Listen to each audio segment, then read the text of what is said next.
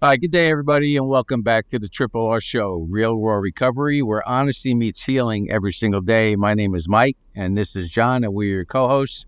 And we are very excited to have a special guest today, Dr. Harry Henshaw, who is a licensed mental health counselor and author of A Prelude to a Paradigm Shift in Addiction. Dr. Harry, thank you so much for joining us. How are you doing today?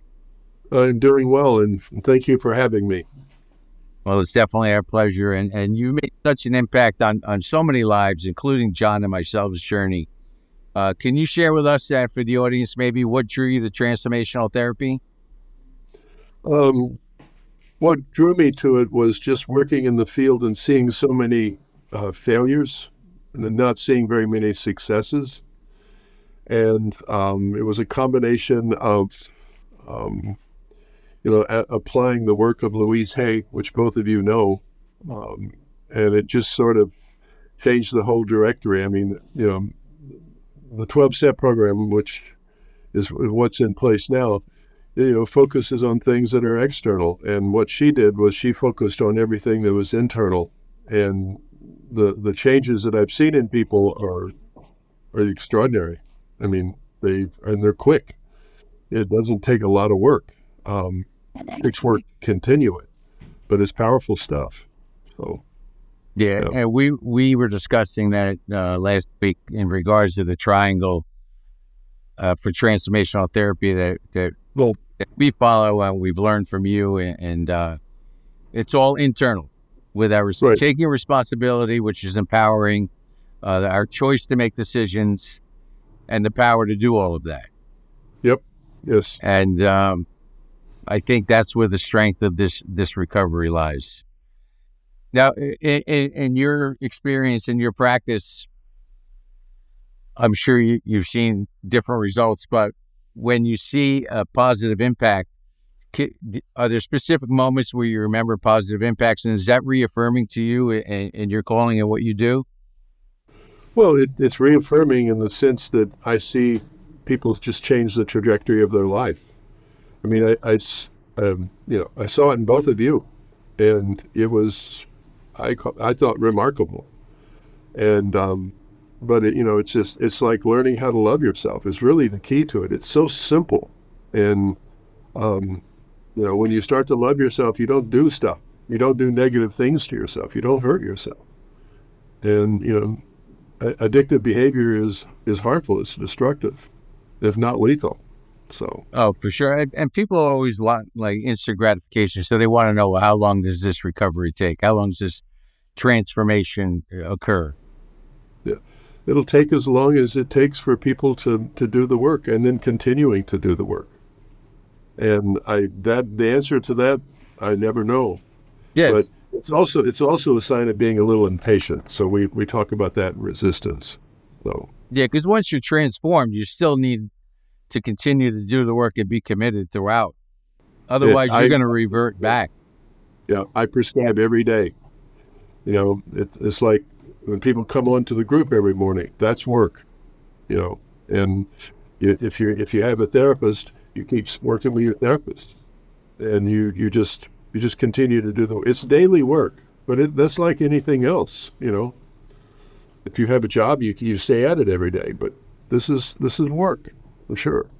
I know you use the example because you're a basketball player. If you're going to take foul shots, you don't go take foul shots, once a month and expect to go out and shoot at a No, 90% clip. no, it's months, if not years, and and the key, as both of you know it, is repetition. You do it over and over and over. Positive affirmations over and over and over. Reading, having the conversations we have in the morning support group. It's just repetition. Everything we learn is through repetition. Period. And in our previous podcast, we spoke about a lot of the foundations for this work in change and resistance, accepting and forgiving. But Through your experience, what are some factors or what are some things that you see when it comes to resistance in clients and individuals that you work with? well, people always resist in the beginning. And resistance, people they get bummed out when they resist. But resistance is part of the process. And as I've told both of you, resistance is not bad. It's just normal. and it's about how you deal with the resistance. And essentially, you stay with people, and you help them to work through the resistance. And it's like, you know, people when they're early in recovery, they resist positive. Well, if you keep with this work, eventually you transform, you change, and then you resist negative. So resistance is a part of us. It's not a bad thing. And it gets a bad rap, when people say, "Oh, you're resisting," well, you know, it's learning how. A lot of therapists don't know how to use resistance, and that's unfortunate. But resistance is not a bad thing. It's something to be used and changed. So, And to be aware of it. and awareness, yes, awareness, knowledge, and understanding, as you guys know. And with our second podcast, we had discussed acceptance. Yes. Why do you feel as though acceptance is such a turning point when it comes to this work? Well, when you start to accept, you start to accept yourself. And when you start to accept yourself, you do one thing that's really powerful. You stop judging. And judgment, is making people right and wrong. But when you judge other people, you've already passed judgment on yourself. So, judgment and acceptance are antithetical. They're opposites. So when someone practices acceptance, even in the big book, it says acceptance, we believe, is a solution to all problems. I agree, to all problems, especially about loving yourself.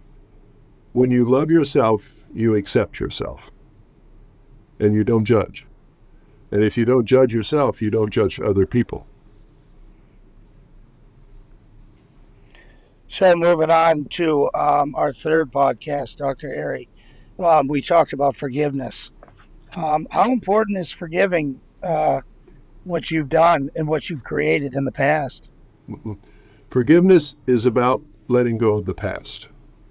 It's about moving yourself into the present.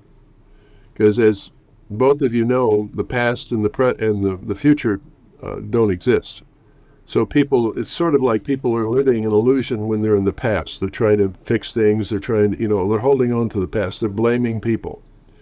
And when you're blaming people, then you've limited your power, if you have any power. So when you forgive people, you let go of the past and move into the present. Louise Hay said that, people should learn how to live their entire life in the present and to really stay out of the past, because the past doesn't exist and the future doesn't exist. So that's all our power is. I mean that was, you know about forgiveness. I mean, that was one of the elements with you that started to transform you. It's almost like you could see it. It's everything about your being changed. I know for me, it was one of the hardest things to do, I think, for me. Yes, absolutely. Then But Dr. you see Harry, the result. But go ahead. I'm sorry. No, I'm just saying you saw the result. You felt the result. Well, people saw it too. When you talk about there is no past, there is no future. So if you start spending all of your time worrying about the past or thinking about the future, then it goes back to what we talk about with moments and ordinary moments. And there are no ordinary moments. Every moment is extraordinary. Right. But if your mind is here and your mind is there, then you're never making time for extraordinary moments. Every single minute of your day should be the best minute of your day. Yeah. And if you're doing that, you're limiting yourself, you're limiting relationships, you're limiting your job, everything, because everything that's real exists in the present. So, I mean, for example, relationships. You can't have a good relationship if you've lived most of your life in the past. So it sounds weird, but when you start to think about it, it makes a lot of sense. And so, And that's the thing, because I believe that transformational therapy is so powerful. And when the work is done, when you commit to do the work, can be a simple program. And at first, it is difficult. But once you start doing it and you start feeling that self-esteem and that self-love, it's something you don't want to stop, and it's something that you're sure as hell not going to give up. And for I know you touched a little bit on this, but how is transformational therapy different from your traditional therapy or support groups? well, transformation, it's a word that I sort of borrowed from Dr. Wayne Dyer, because he talked about it a lot. And transformation means it means change. So, the whole process is about changing. So what do you change? You change your behavior? No, you got to change your thinking. And, when I was living in Chicago and I got into rational emotive therapy, the predecessor of cognitive behavioral therapy, and then moved to Boston and, discovered Louise Hay. It's all about changing your thinking. And for some people, that's very difficult. But when you get it, it's just like, things open up and you take off. So It's really like a launching pad, because people in active addiction, they're thinking, but they're just thinking the wrong thing. Everything is negative being fed into their subconscious. And Right. we've been doing that for 10, 20, 30, 40 years. long time. Yeah. So Right.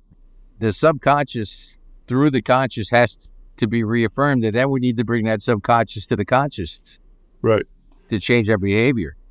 Yeah. And the key that unlocks that process, Mike, that you just talked about, is when people deal with the issue of, oh yeah, I do love myself while I'm using. And that's a lie they keep telling themselves. Because you both know when, I gently, with respect, confront somebody, and then all of a sudden they get it.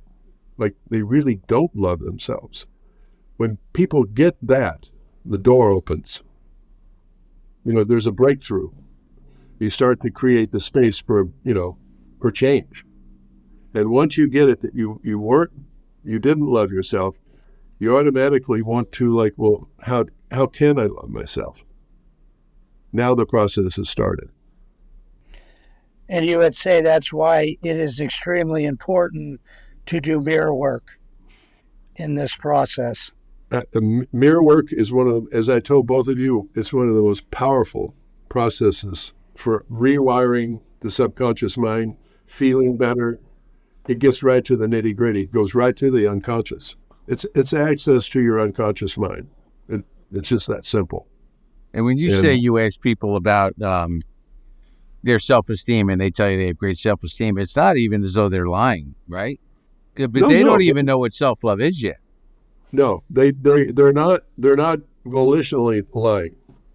They're telling you what they believe. Yeah. But it's all about your thoughts and your beliefs. They have to be given up. They have to be confronted, and then people say, "Well, bro, I really don't believe that." So they're coming from believing that they were lying to themselves. But no, it's not malicious for sure. Because they truly believe they love themselves while they're using, which is not true. So, but when they get it, then something goes off and they start to do the work. So, Yeah, I know for me, that's really where it took place, is in front of the mirror. yeah, powerful. It's extremely powerful, and initially can be very difficult too, because you're confronting yourself, as you guys have the podcast, in a raw sense. There's nothing between you and yourself. And that's when you start to get that you start to transform you. It's a personal transformation. Nobody's transforming you. You are doing that to yourself. And you're not initially in the early stages. When you start doing those positive affirmations and you're talking to yourself, you don't believe a word you're saying to yourself. No, When you're absolutely. saying, I'm perfect, whole, and I'm complete, and I love my life exactly as it is right now. Oh, no, I don't. No, I'm not. You may even believe that you're a fraud, that you're being a fraud, just not saying the truth. Well, that's true. You don't believe it. But like anything else, when you continue to tell yourself you're perfect, whole, and complete, or you love yourself, eventually you will accept that, because that is the truth. Self-love, you are perfect, whole, and complete, as we've talked about. It's just the problem is you don't believe it. Now, when you come to believe it, that's your truth. Now, some people I brought up mirror work with, one of their tactics for resistance was, well, I don't want to seem as though I'm egotistical. Right. That I'm looking in the mirror and I think, I love myself and I'm the best. But that's not it at all. Not at all. No. That's more resistance to the process, and they just have to keep. They haven't fully gotten the fact that they don't love themselves, but it is resistance. But eventually, I mean, both of you had it when you started doing it. Eventually, it's like, okay, yeah, I got this. I do love myself now, and you're in that process. It's like feeding the good wolf every morning. So, powerful stuff. So that kind of ties into, our topic we wanted to talk about was commitment. So this is something you have to do on a daily basis. Absolutely. Yeah. This is not something you can do every couple of days. No, this has got to be done daily. It's like, it's like you use the example of basketball. When I was actually playing many years ago, it was daily. You'd get out there, and it was a daily routine. And this is something that you have to continue to do it every day. It's like the group. Doing affirmations, mirror work. I encourage people to read, as you know. But yeah, it's stuff that you do daily. But at some point, you start to enjoy. I enjoy the work now. So at some point, one of the breakthroughs is that you like to do it. You love to do it. It feels good. As opposed to other things that don't feel good. We do things that feel good, and I love her work. I love to listen to her videos. They're like, my God, it's like as I've said, her work is like angelic. I mean, it's just incredible. So.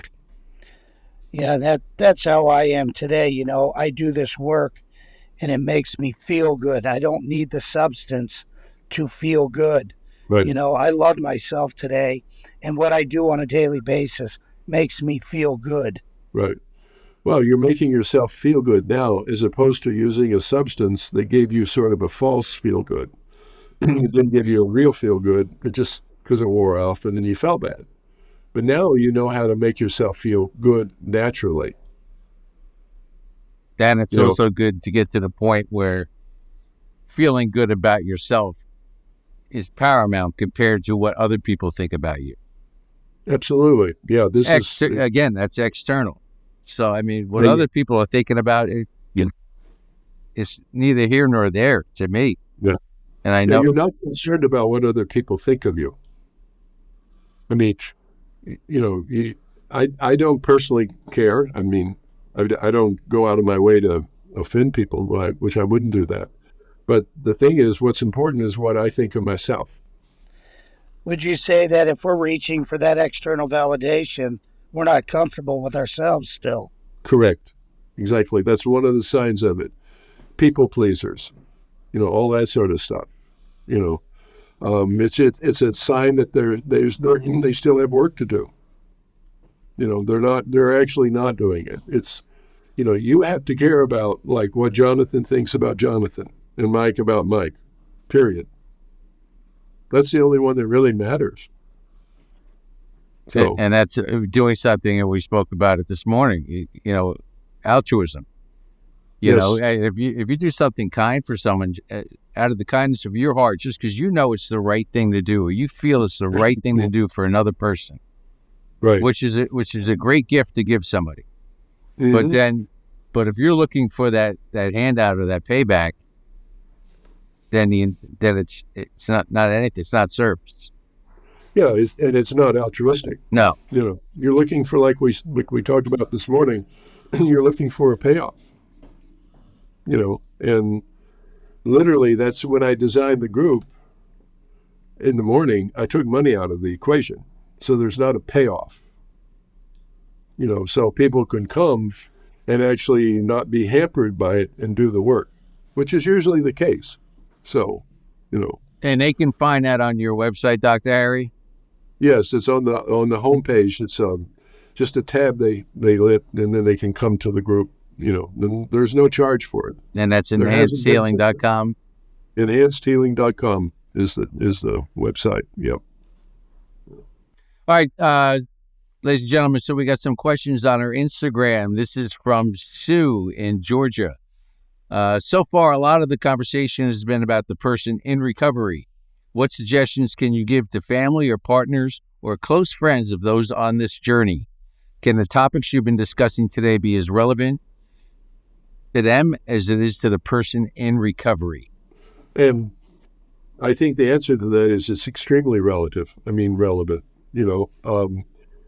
When they start reading it, maybe, they'll start to see stuff that they can promote with themselves. I think everybody can benefit from her work. Everybody from transformation. Because her work was not originally done for people with recovery, addictive issues. It was done for everybody.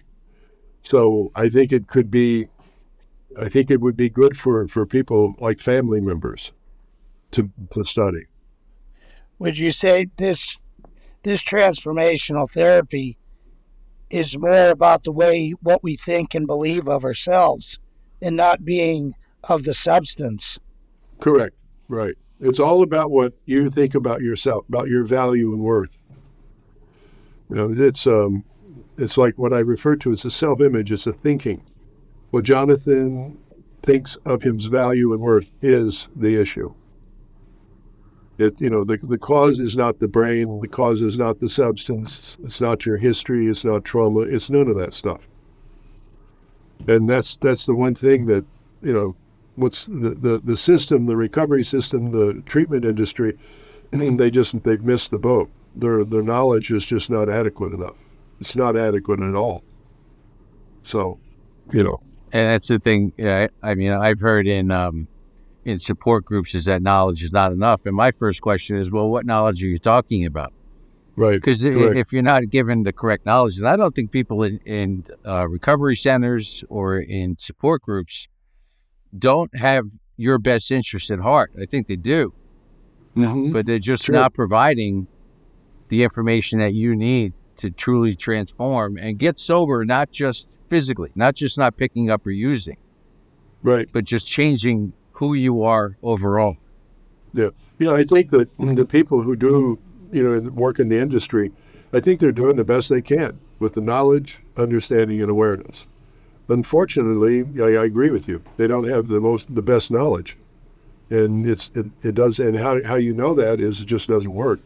The percentage of relapses and even the death toll, they're a reflection of that. And so, because the main focus is self-love. It's when people start to take care of themselves. It's not like stop drinking or stop doing drugs. So, and then one of the things that you guys have talked about is just being helpless. And I think that the whole conversation about traditional recovery, it doesn't motivate people to do the work. But when you start to do this work and you feel good, it's like internally motivating. It's like, wow, this feels good. I want to do more of this. Yeah, and to the caller's question, with the readings from Louise Hay and Wayne Dyer, they could probably get a better understanding as to what their Yes. loved one was going through and Right. why they were using or drinking and why their behavior was the way it was. Right. And if they're committed to the work, what they can, or was dealing with a completely different person Mm-hmm. that you had spent time with for years and decades. Right. It's almost a reintroduction. Very much so. Very much so. Right. And, they need to learn that, they're going to be skeptical when somebody starts to do the work and starts to change. There'll be a little skepticism, how to deal with that and that sort of stuff. But yeah, I think everybody could benefit from her work. it would give them a better understanding of what the real issue is. I agree with you completely. So, you know, And we have Phil from New York. Phil says, how long would it take to go through this recovery process? What's the time frame for recovery? And once someone is transformed, how do you know that it is sustainable? Good question. well, again, the question itself implies a little bit of resistance. So, actually, a lot of resistance. Well, how long is this going to take? Can you tell me? And, you know, that's just being, what is it? Impatience? You know. So the deal is you just have to tell them it's going to be directly related to how much work you do. And it's like anything else. So I just deal with the resistance right up front and then move past it. Because like it's going to take 4 weeks. It's going to take 6 weeks. You know, treatment centers, they'll say, well, it'll take 28 days. Well, you know that's not true. And, it's going to take 60 days. Well, that's not either. You don't know any of that. It's not time. It's effort, you know. And there is no destination with this No, transformational therapy. no, no. You're not going to complete it. There is no completion. There is just the transformation. The journey is the change, is the transformation. And you know, when you really fall in love with and enjoy the journey, that's what you will continue. But yeah, you're right. There is no like you got it. You get your completion letter, and then you walk out the door. It doesn't work that way. I mean, the treatment center has tried that. You know, they give you completion letters, and that means nothing, zero. You know, it's again, and that's something external. And how you know that people you see the changes in their behavior, how they treat themselves, how they, take care of themselves, and how they take care of their family, how they relate to their family. So the empirical signs of change are there. You just have to know what they are and look for them. And the thing with journey and destination, I don't want there to be a destination. Yeah, me neither. Yeah, because I'm enjoying the journey so much, and every day is a new experience. If I get to a destination and my growing is stopped, Right. like I want to continue up that mountain. Yeah. So I don't want to see a peak up top where I'm just sitting down, because then I'm staying still. I'm in neutral. Yeah. No, I totally agree with you. I don't know what I would do with myself if there was a destination. So I enjoy doing this, and but yeah, there is no destination. I know there's a phrase that a lot of people like to say, and we talk about it a lot. Would you say saying that I got this is okay? Well, we really can't get into the rest of the answer to that for a variety of reasons, but no, that's one way of setting somebody up. Oh, just you got this. And then people say, once you've got something, what do? You stop doing the work. And, there is no getting. If you're using the word get, it's a verb, getting. You're constantly getting it. Not like you got it. It's not a noun. Recovery is not a noun. It's a verb. It's a constant getting, if that makes sense. Yeah, it does. That's what I was trying to get at is, Yeah. we got this, so we don't need to do this work anymore. No, that doesn't work. That'll end in one result, and you both know what it is. And so, yeah. And, And the only phrases that matter are the ones that you're telling yourself that are positive. Yes, that are that's positive. And you could talk about the other support groups. They have phrases. Anywhere you go, treatment centers, there's all phrases, there's posters on the wall, whether it's meeting makers make it, or you got this, or, Right. it doesn't matter what setting you're in, you still have to do the work. And with transformational therapy, that's the right work to get Right. to get moving in the direction you want to go. Yes, I agree with you. When you start taking care of yourself and you start respecting and loving yourself, your life changes. It's diametrically opposed to love yourself and then do something harmful to yourself. It just doesn't happen. So the key is when you learn how that you have value and worth, when you learn that you're perfect, whole, and complete, you won't do negative things to yourself. And as we know, drugs and alcohol, they're toxic. They're toxic to human beings. So, And here we have Sam from Florida wants to know, is there a God? What does spirituality mean to you? well, I think this is something that has become extremely personal to me. Years ago, I had no idea what spirituality meant. And did I believe in a God? Well, I believed in one intellectually, but not experientially. And what has happened with this work is, this work first starts off with learning how to love yourself. Now, the more you start to love yourself, and you've both heard me say this, when you start to love yourself, that love that you're experiencing is actually now you're starting to reconnect with Source, Spirit, Higher Power, God. So this transformation is actually a practical, it's not only a philosophy, but it's a way to get reconnected to God. So is it spirituality? Yes, in my sense, in the purest form of the thing. It starts off with self-love. But where you're headed toward, if you continue this work, is reunification with Spirit, with Source. So, I mean, it sounds kind of metaphysical and kind of way out there, but it's really not. And Because what is?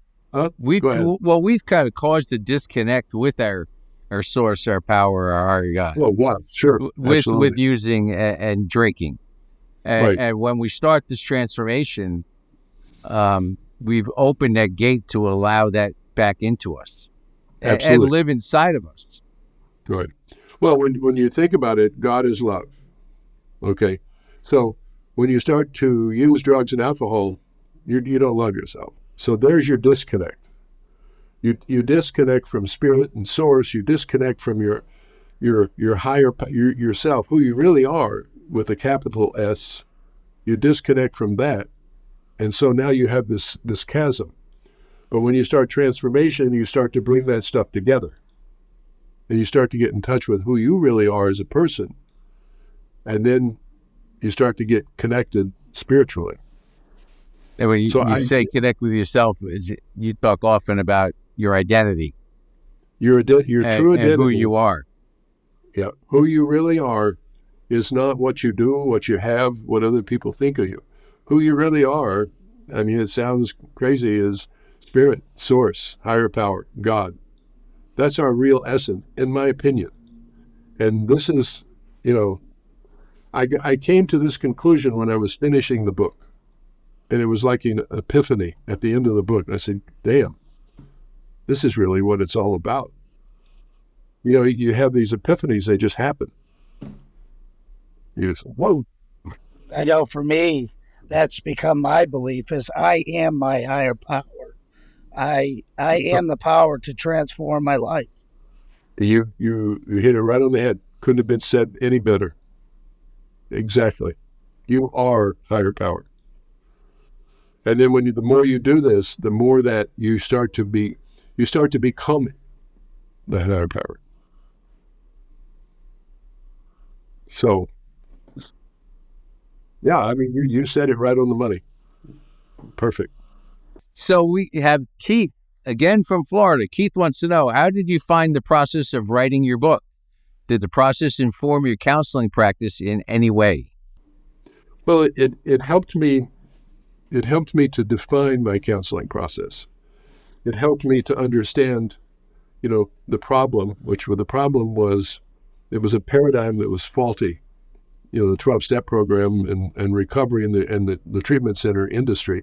It was a faulty way of thinking about addiction. And, going back to what Wayne Dyer once said, when both of you heard it, when you change how you look at something, the something you look at changes. That's what happened to me. So I started to apply her work to what I was doing professionally, and it's just like everything changed. And it's like they're two diametrically opposed camps. Like, for example, the recovery movement thinks that you're helpless. Well, the transformation thinks that you have power. You're not helpless, for sure, not in any sense of the term. And so that just goes down to that. So when I was writing the book, it just became clearer and clearer and clearer about what the problem was and what the solution is. And, it just shows when people do the work, they feel better. They take care of themselves. So, in the group, I get to see that happening live. And with that, when we are helpless or we're told we're helpless and we don't have power, it's almost leaving the window open in the back door or the back room that you could, slip out into that world. As you say, the wonderful world of drugs and alcohol. Right, the wonderful, and it's a hall pass. It's a hall pass back to the addictive behavior. And then you just turn around and say, "Oh, you know what? I have a disease. I was helpless. Right. What was I supposed to do?" Right. You make a choice is what you're supposed to do. And I've heard what you just said many, many times. And one of the things they say, well, relapse is a part of recovery. Really? No, it's not.